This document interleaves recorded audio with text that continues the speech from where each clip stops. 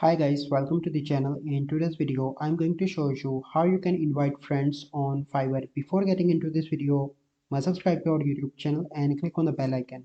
So the first step you simply need to do is to open Fiverr application.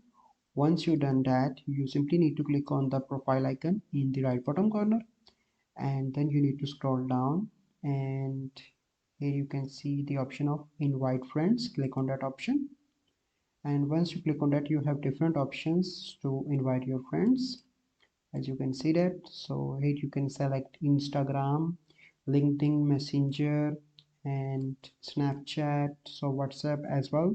So I'm going to select WhatsApp for an example, and here you can see your contacts and share your, and click on next, and here you can see that it is shared with one of my friends. So this is a process by which you can invite friends on Fiverr.